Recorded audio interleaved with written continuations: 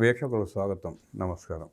గత 15 రోజుల నుంచి చంద్రబాబు నాయుడు గారు, నారా లోకేష్ గారు విదేశీ యాత్రలు, పారిశ్రామికవేత్తలతో సమావేశాలు, వచ్చిన దగ్గర నుంచి పలు కార్యక్రమాలు. నిన్న ప్రీమియర్ ఎనర్జీస్ సోలార్ యూనిట్ భారీ ప్రాజెక్టు నిన్న కబురు. ఈరోజు హిండాల్కో శంకుస్థాపన కార్యక్రమాలు. రేపు 14-15 తేదీల్లో సిఐఐ భాగస్వామ్య సదస్సు, 20 దేశాల పారిశ్రామికవేత్తలు పాల్గొనే సందర్భం. కూటమి ప్రభుత్వం వచ్చిన ఈ 17 నెలల కాలంలో వార్తలు చూస్తున్నాం. పెట్టుబడులు వస్తున్నాయి అంటున్నారు, పెద్ద పెద్ద కంపెనీలు వస్తున్నాయని ప్రచారం జరుగుతూ ఉంది.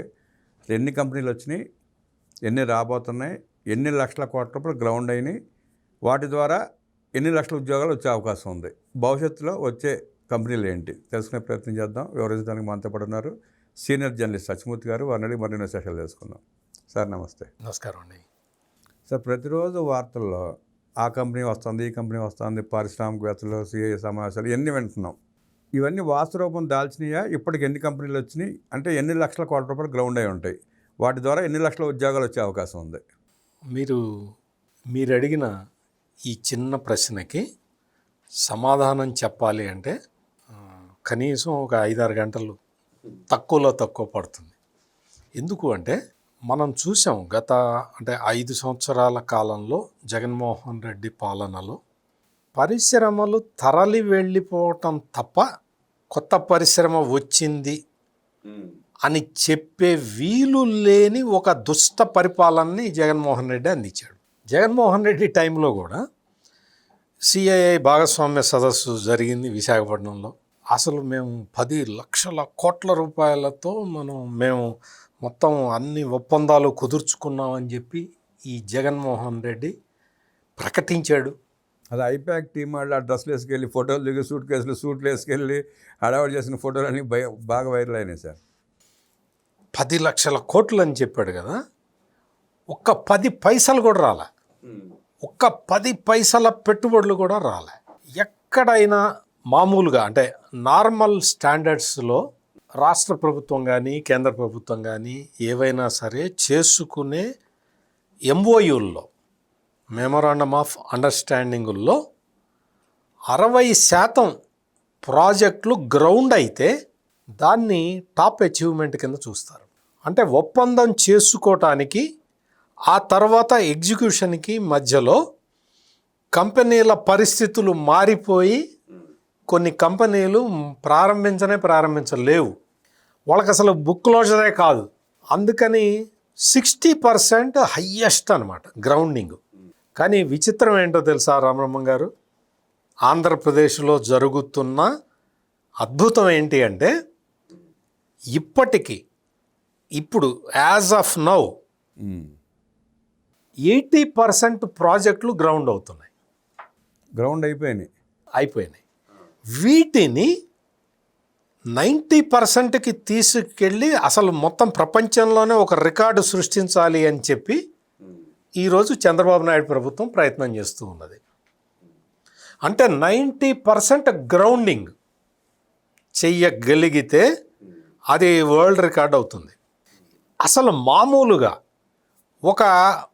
నాశనం అయిపోయి క్రెడిట్ సస్టైనబిలిటీ కూడా లేని ఒక రాష్ట్రంలో ఇంత షార్ట్ స్పాన్లో ఇంత పెద్ద ఎత్తున పెట్టుబడులు ఆహ్వానించటమే ఒక విచిత్రం. అయితే అదంతా కూడా చాలామంది ఈ వైసీపీ ప్రచారానికి కొంత ప్రభావితులై ఇవన్నీ నిజంగా వస్తాయా అన్న డౌట్లో ఉన్నారు. ఆ డౌట్ ఒక కంపెనీ వస్తేనే బ్రహ్మాండంగా చెప్పుకునే సందర్భంలో 100 కంపెనీలు కనపడుతున్నాయి, పెద్ద పెద్ద కంపెనీలు కనపడుతూ ఉన్నాయి. అందుకనే నేను ఇంత వివరంగా మీకు చెప్తూ ఉన్నది. మొత్తం ఈ ప్రాజెక్టులన్నీ ఇప్పటి వరకు ఎంఎస్ఎంఈ పెట్టుబడులతో కలిపి చూస్తే 12.5 లక్షల కోట్ల రూపాయల పెట్టుబడులు ఇప్పటికి వచ్చినాయి. 12.5 లక్షల కోట్ల రూపాయల పెట్టుబడి. తద్వారా ఉద్యోగాలు ఎన్ని వచ్చి ఉంటాయి సార్? ఉద్యోగాలు మీకు చంద్రబాబు నాయుడు చేస్తున్న పని ఏంటి అంటే, మేము పెట్టుబడి పెడతాం అని వస్తే నాకు సంబంధం లేదు, నాకు అది కాదు కావాల్సింది.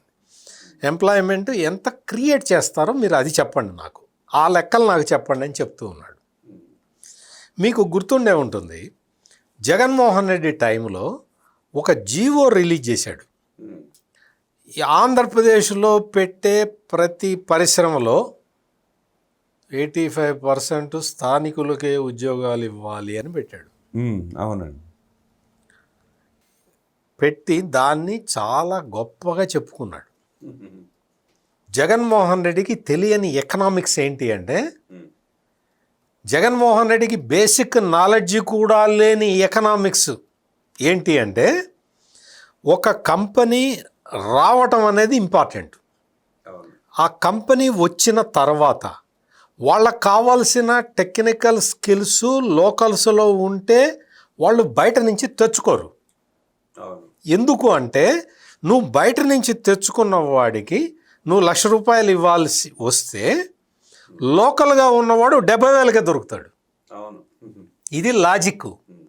అందుకని టెక్నికల్ స్కిల్ ఉన్న వాడిని లోకల్గా అవైలబుల్గా ఉంటే లోకల్నే తీసుకుంటారు. నాకు హైలీ టెక్నాలజీ పర్సన్ కావాలి, నా దగ్గర మీ దగ్గర టెక్నికల్ స్కిల్ లేదనుకోండి, నేనేం చేస్తాను, ఇంకొక ఆయన దగ్గరికి వెళ్ళి అయ్యా నువ్వు వస్తావా అని అడుగుతాను. నేను కంపల్సరీగా నేను రామబ్రహ్మం గారినే తీసుకోవాలి అని నువ్వు చెప్పావు అనుకో, నేనేం చేస్తాను, అసలు ఆ కంపెనీని అక్కడ పెట్టకుండా నేను వేరే రాష్ట్రానికి వెళ్ళిపోతాను. ఇది బేసిక్ ప్రిన్సిపల్. అందుకనే మొత్తం ఈ స్కిల్ డెవలప్మెంట్, స్కిల్ సెన్సెస్ చేసుకొని దాని స్కిల్ డెవలప్మెంట్ చేసుకొని యువకులు ఏమేమి మనం ఫ్యాక్టరీలు తీసుకొస్తున్నాము, వాటికి కావాల్సిన స్కిల్డ్ పర్సన్స్ ఎంతమంది కావాలి, వాళ్ళు ఎక్కడ ఉన్నారు, మొత్తం ఐడెంటిఫై చేసి ఒక విధాన పత్రాన్ని రూపొందించుకొని రెడీగా పెట్టుకొని, ఇప్పుడు చంద్రబాబు నాయుడు కానీ లోకేష్ కానీ ఎక్కడికి వెళ్ళినా ఏం చెప్తున్నారో తెలుసా, మీకు మ్యాన్ పవర్ కావాలి కదా మేము ఇస్తాం అని చెప్తూ ఉన్నారు. గవర్నమెంట్ ల్యాండ్ ఇస్తుంది, గవర్నమెంట్ వాటర్ ఇస్తుంది, గవర్నమెంట్ కరెంట్ ఇస్తుంది. మ్యాన్ పవర్ ఎవరికి వాళ్ళు తెచ్చుకోవాలి. అటువంటిది ల్యాండ్ ఇస్తాం, వాటర్ ఇస్తాం, కరెంట్ ఇస్తాం, మ్యాన్ పవర్ కూడా మేమే ఇస్తాం రండి అని చెప్పి ఆహ్వానిస్తూ ఉన్నారు. ఇది ట్రంప్ కార్డ్. అంటే యూత్ని రెడీ చేసుకొని ఎంప్లాయ్మెంట్ క్రియేట్ చేయటం అనేది ఒక సోషల్ ఆబ్లిగేషన్. ఎంప్లాయ్మెంట్ క్రియేట్ చేయటం అనేది ఈ సోషల్ ఆబ్లిగేషన్ని మనం ఫుల్ఫిల్ చేయాలి అన్న కమిట్మెంట్ తోటి పనిచేస్తూ ఉన్నారు. అందుకనే మీకు ఇంకా రాబోయే రోజుల్లో అంటే ఉదాహరణకి ప్రీమియర్ ఎనర్జీస్ అని చెప్పి నాయుడుపేట, ఉమ్మడి నెల్లూరు జిల్లా నాయుడుపేటలో వస్తూ ఉన్నది. ఇప్పటి వరకు ఏంటి అంటే, మనం సోలార్ పవర్ని ఉత్పత్తి చేసుకోవటానికి కావాల్సిన సోలార్ ప్యానల్స్ని మనం తయారు చేసుకుంటాం, కానీ దానికి కావాల్సిన ఫోటో వోల్టాయిక్ సెల్స్ని మనం తయారు చేసుకునే పరిస్థితి లేదు. ఇన్ని సంవత్సరాల పాటు ఇప్పుడు దాకా ఇంపోర్ట్ చేసుకోవటమే. ఫోటో వోల్టాయిక్ సెల్స్ ఇంపోర్ట్ చేసుకోవటం, వాటిని ప్యానల్స్గా అసెంబుల్ చేయటం వరకే మన దగ్గర ఉన్న టెక్నాలజీ. ఈ రోజున కేంద్ర ప్రభుత్వం ఒక పాలసీని తీసుకొచ్చి మనం సోలార్ పవర్ని పెద్ద ఎత్తున వాడుకోవాలి, ఈ వాడుకోవటానికి అవసరమైన సోలార్ ప్యానల్స్ని మనమే తయారు చేసుకోవాలి అని వాళ్ళు ఒక ఫోకల్ పాయింట్ ఒకటి పెట్టుకొని దాని మీద కాన్సన్ట్రేట్ చేశారు.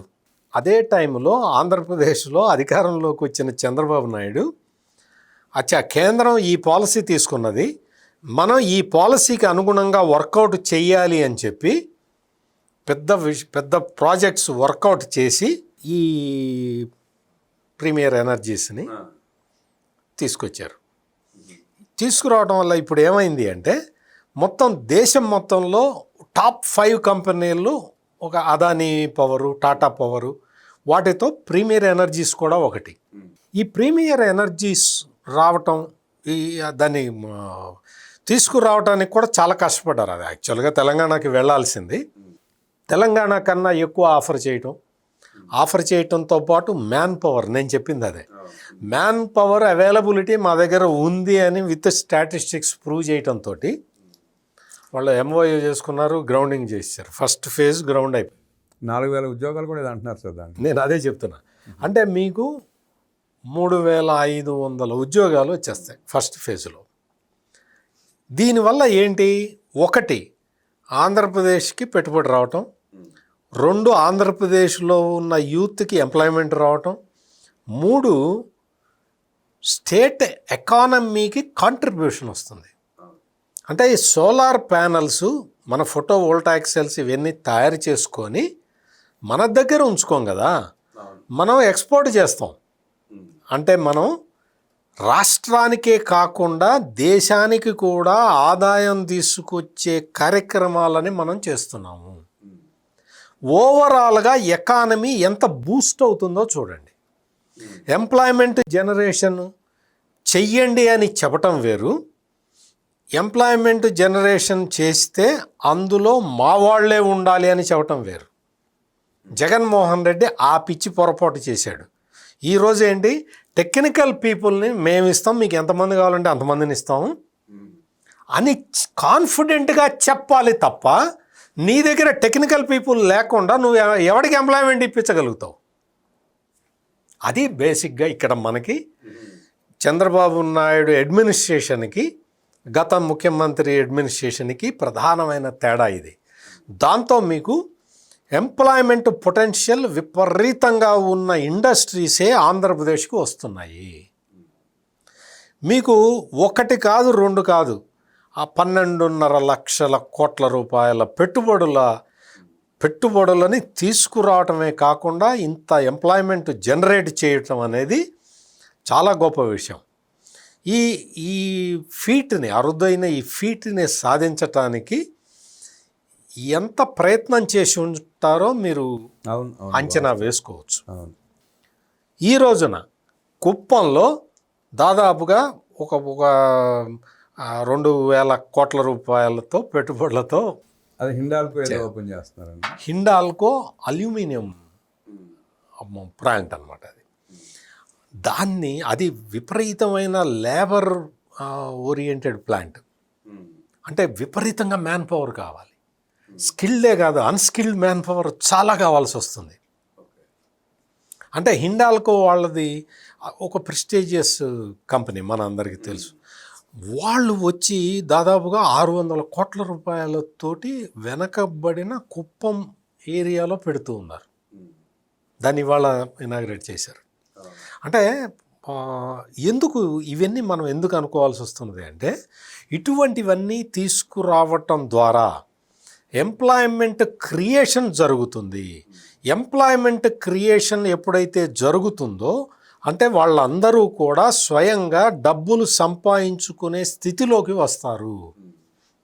ఇది స్టేట్కి అంటే ఒక రకంగా చెప్పాలి అంటే employment creation is also a welfare measure. ఈ విధంగా it is a chain reaction.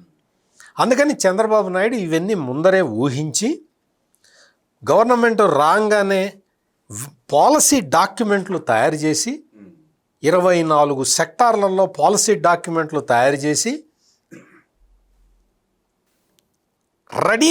State ready అని చెప్పేసరికి కేంద్రం కూడా వాళ్ళు సెమీ కండక్టర్ మొత్తం ఇవన్నీ మీరు పెట్టుకోండి అని చెప్పి మనకి ఇస్తూ ఉన్నారు. స్పేస్ హబ్ ఒకటి పెట్టి డిఫెన్స్ ఎక్విప్మెంట్ను కూడా మా దగ్గర తయారు చేయడానికి మేము ఫెసిలిటీస్ కల్పిస్తాము అంటే ఉమ్మడి అనంతపూర్ జిల్లా డిఫెన్స్ హబ్గా మారబోతూ ఉన్నాం. పెట్టుబడి సార్, అది విపరీతంగా మామూలుగా 37,500 కోట్లు ఎంత అంటున్నారు. అది భారత్ ఫోర్జ్ ఆడది. అసలు ఒక్కటి కాదు, ఇవన్నీ కూడా పెట్టుబడులు తీసుకురావడంతో పాటు లేబర్ ఇన్సెంటివ్, వీటితో పాటు స్కిల్డ్ అన్స్కిల్డ్ లేబర్ని మనమే వాళ్ళకి ప్రొవైడ్ చేయటం, ఇటువంటి యాక్టివిటీ దేశంలో ఎక్కడా జరగట్లా. దేశంలో ఏ రాష్ట్రంలో కూడా ఇంత హెక్టిక్ యాక్టివిటీ జరగట్లేదు. ఈ విషయం తెలిసిన వ్యక్తిగా ప్రైమ్ మినిస్టర్ నరేంద్ర మోడీ ఇప్పటికి 3 సార్లు వచ్చాడు. ఇంకా భవిష్యత్తులో ఇంకొక 50 సార్లు వచ్చినా ఆశ్చర్యపోవాల్సిన పని లేదు. ఎందుకు అంటే ఇదంతా కూడా నేషనల్ గ్రోత్కి పనికి వచ్చేవి ఇవన్నీ. అంటే దేశ అభివృద్ధిలో ఆంధ్రప్రదేశ్ కీలక పాత్ర పోషించబోతున్నది. ఈ విషయం జగన్మోహన్ రెడ్డి లాంటి వాళ్ళకి తెలియకపోయినా, వాళ్ళు గుర్తించలేకపోయినా, వాళ్ళకి చేత కాకపోయినా, నరేంద్ర మోడీ లాంటి వ్యక్తికి అయితే మరి తెలుస్తాయి కదా. అందుకనే కేంద్ర ప్రభుత్వం కూడా ఆంధ్రప్రదేశ్ ఏ ప్రాజెక్ట్ అడిగినా సరే మీరు దాన్ని చెయ్యటానికే మీరు ప్రయత్నం చేయండి అని స్టాండర్డ్ ఇన్స్ట్రక్షన్స్. ఎందుకు అంటే ఈ మొత్తం ప్రాసెస్ని తీసుకురావటానికి చాలా ప్రభుత్వాలు వెనకడుగు వేస్తాయి. ఈ పాలసీ చేంజ్ చేయాలి అంటే ఆ పాలసీ చేంజ్ చెయ్యలేరు. అంటే ఎవరికాళ్ళకి పొలిటికల్ ఇంట్రెస్ట్ తప్ప స్టేట్ ఇంట్రెస్ట్ ఉంటే ఇట్లాంటి ఆలోచన వస్తే అభివృద్ధి చేయాలని కాన్సెప్ట్ ఉంటుందండి. ఎగ్జాక్ట్లీ. ఎక్కడ అది కనపట్లేదు ఇక్కడ తప్ప. ఎగ్జాక్ట్లీ. అందుకనే ఇప్పుడు ఇన్ని వస్తూ ఉన్నాయి. ఈ వచ్చిన వాళ్ళందరూ తెలుగుదేశం వాళ్ళు, జనసేన వాళ్ళు, బీజేపీ వాళ్ళు కాదు కదా, వాళ్ళు పారిశ్రామికవేత్తలు. అందుకని ఇప్పుడు జరుగుతున్నది, ఇప్పుడు ఇంకా మీరు రాబోయే రోజుల్లో ఇంకా అద్భుతాలు చూస్తారు. ఎంఎస్ఎంఈ పార్కులు మొత్తం ప్రతి అసెంబ్లీ నియోజకవర్గంలో ఒక ఎంఎస్ఎంఈ పార్క్ ఉండాలి అనేది. సరే, మీరు ఎంఎస్ఎం అంటే గుర్తొచ్చింది. మొన్న జగన్మోహన్ రెడ్డి మాట్లాడతా నేను ఎంఎస్ఎంఈ ద్వారా 40 లక్షల ఉద్యోగాలు ఇచ్చానంటున్నాడు. అసలు ఒక్క ఎంఎస్ఎం అని పెట్టాడు సార్ ఆయన. జగన్మోహన్ రెడ్డి 6 లక్షల గవర్నమెంట్ ఉద్యోగాలు ఇచ్చానని చెప్పాడు. 6 లక్షలు 6 లక్షలు నువ్వు ఇచ్చింది. అసలు అబద్ధం చెప్పటానికైనా హద్దు ఉండాలి. నువ్వు ఇచ్చింది వాలంటరీ ఉద్యోగాలు. ఆ వాలంటీర్ ఉద్యోగాలు కూడా 1 లక్ష 2 లక్షల మందికో ఎంతమందికో ఇచ్చావు. వాళ్ళకు కూడా వాళ్ళకు నేను అదే చెప్తున్నా, వాళ్ళకు కూడా నెలకు 5,000 రూపాయల జీతం. జగన్మోహన్ రెడ్డి నువ్వు చేయగలుగుతావా? 5,000 నీకు ఇస్తా, నువ్వు పని చేయగలుగుతావా? 30 రోజులు కష్టపడితే 5,000 రూపాయల ఉద్యోగం ఇప్పించావు. నువ్వు ఇప్పించి అదంతా అది చేసిన తర్వాత అదంతా ఇప్పుడు చెప్తున్నాడు. నేను వాళ్ళకి 5,000 రూపాయల ఉద్యోగం ఇప్పించింది లెక్కేసుకొని 6 లక్షల మందికి ఉద్యోగాలు ఇప్పించాట. గవర్నమెంట్ సెక్టార్లో ఇచ్చాట. పచ్చి అబద్ధాలు చెప్పుకుంటూ తిరుగుతూ ఉన్నాడు. ఇక్కడ ఈ వాలంటీర్ ఉద్యోగాలు, లేకపోతే ఎవరైనా వాలంటీర్ అంటే ప్రజలకి సేవ చేసే ఉద్యోగానికి 5,000 పెట్టి ఆ మద్యం దుకాణాల్లో పనిచేసే స్టాఫ్కి 15,000 జీతం ఎవడన్నా పెడతాడండి? అంటే పెడతామంటే అది సొంత వ్యాపారం, నమ్మకమైన వాళ్ళు కావాలి. జీతం ఎక్కువపోతే దోపిడీ జరుగుద్ది. అక్కడ దోపిడీ జరగటం ఇష్టం లేదు. ఇక్కడ వాలంటీర్ వ్యవస్థలో దోపిడీ జరిగినా పర్లేదు, ప్రభుత్వ సొమ్ము ప్రజల సొమ్ము. అందుకని చెప్పి నమ్మకంగా ఆయన ఎక్కువ ఇచ్చుకున్నాడు జీతాలు. అసలు ఎవడైనా ప్రజాసేవ చేసేవాడికి ఎక్కువ జీతం ఇస్తాడా? ఈ మందు అమ్మేవాడికి ఎక్కువ జీతం ఇస్తాడా? జగన్మోహన్ రెడ్డి ప్రత్యేకత ఏంటి అంటే మందు అమ్మేవాడికి ఎక్కువ జీతం ఇచ్చాడు, వాలంటీర్గా 5,000 ఇచ్చాడు. ఈ రెండే కాకుండా 3వ ఉద్యోగం ఇంకోటి ఇచ్చాడు. అదేంటి అంటే ఈ రేషన్ బియ్యాన్ని ట్రాన్స్పోర్ట్ చేసేది. వాడికి 20,000 ఉద్యోగం, 20,000 జీతం. అంటే రేషన్ బియ్యం డిస్ట్రిబ్యూట్ చేసేవాడికి 20,000, మందు షాపులో పనిచేసేవాడికి 15,000, ప్రజలకు ఉపయోగపడే వాలంటీర్కి మాత్రం 5,000. ఇది జగన్మోహన్ రెడ్డి క్రైటీరియా. ఆ 15,000, 20,000 ఉద్యోగాలు కూడా ఒక సర్వీస్ సెంటర్ లాగా ఓపెన్ చేసి తనకు కావాల్సిన వాళ్ళ చేత టెండర్ ఇప్పించుకొని దాంట్లో 3,000 కమిషన్ అండి సార్ మళ్ళీ. అవును. ఇటువంటి దరిద్రాలన్నీ చేసి ఈ రోజున ఇంత పారిశ్రామిక ప్రగతి జరుగుతూ ఉంటే, ఇంత అసలు ఈ విధమైన ఎంప్లాయ్మెంట్ క్రియేషన్ జరుగుతూ ఉంటే రాష్ట్రం మొత్తం అసలు ఈ రాష్ట్రంలో ఏం జరుగుతున్నది అని దేశం మొత్తం చూస్తూ ఉన్న ఈ పరిస్థితుల్లో ఇప్పటికీ జగన్మోహన్ రెడ్డి వచ్చి అది నేనే తెచ్చా, ఇది నేనే తెచ్చా, ఇది నేనే తెచ్చా అని చెప్పుకుంటున్నాడు. అందుకని మనం ఆంధ్రప్రదేశ్లో జరుగుతున్న ఈ పారిశ్రామిక వృద్ధి ఇవన్నీ కూడా it is a remarkable progress అండి. దీన్ని మనం ఎవ్రీ సిటిజన్ ఆఫ్ ఆంధ్రానే కాదు, ఎవ్రీ సిటిజన్ ఆఫ్ ఇండియా దీన్ని వెల్కమ్ చేయాల్సిన అవసరం ఉన్నది. చేస్తున్నారు కూడా, అందరూ గమనిస్తూ ఉన్నారు. అందరూ everybody welcoming this except Jaganmohan Reddy. ఆంధ్రప్రదేశ్లో పారిశ్రామిక విప్లవం వస్తున్న ఈ సందర్భంగా జగన్మోహన్ రెడ్డి రేపు 12 తారీఖు నుంచి ధర్నాలంటూ మొదలుపెట్టాడు సార్. దాన్ని ప్రభుత్వాన్ని కట్టడి చేసే అవకాశం ఉందా? కట్టడి చేయగలుగుతుందా? కట్టడి చెయ్యాలి, ఖచ్చితంగా కట్టడి చేయాలి. ఎందుకు అంటే 12వ తారీఖు జగన్మోహన్ రెడ్డి పెట్టుకున్నది ఎందుకు అంటే 14, 15 తారీఖుల్లో సిఐఐ భాగస్వామ్య సదస్సు జరగబోతున్నది కాబట్టి దాన్ని డిస్టర్బ్ చేయడానికి వీలుగా ఈ జగన్మోహన్ రెడ్డి ఈ కుట్రతోటి ఇది పెట్టాడు. దీన్ని పోలీసులు అడ్డుకుంటారు, ఎటువంటి డౌట్ లేదు అందులో. ప్రజలు కూడా తెలుసుకోవాలి, తెలుసుకొని ఈ జగన్మోహన్ రెడ్డి కుట్రల్లో భాగస్వాములు కాకుండా దూరంగా ఉండాలి. జగన్మోహన్ రెడ్డి శాంతి భద్రతలకి విఘాతం కలిగించటానికి ఇన్ని ప్రయత్నాలు చేస్తున్నది కూడా ఇన్ని పరిశ్రమలు వస్తున్నందుకే. శాంతి భద్రతల్ని విచ్ఛిన్నం చేస్తే ఆటోమేటిక్గా పరిశ్రమలు ఆగిపోతాయి అన్న ఉద్దేశంతో జగన్మోహన్ రెడ్డి ఈ పని చేస్తున్నాడు. ప్రజలందరూ అప్రమత్తంగా ఉండాలి. 2017 అనుకుంటా సార్, విశాఖపట్నం సిఐ సదస్సులో కూడా ఇట్లాగే జగన్మోహన్ రెడ్డి వెళ్ళి ధర్నా చేస్తూ ఉంటే ఎయిర్పోర్ట్లో కట్టడి చేశారు. గుర్తుందా మీకు? 17-18 అవును. అట్లాగే ఈసారి కూడా కట్టడి చేస్తేనే రాష్ట్ర అభివృద్ధిలో ప్రజల భాగస్వామ్యం పెరిగే అవకాశం ఉంటుంది అంటూ విశ్లేషించిన సత్యమూర్తి గారికి ధన్యవాదాలు తెలియజేస్తే నమస్కారం.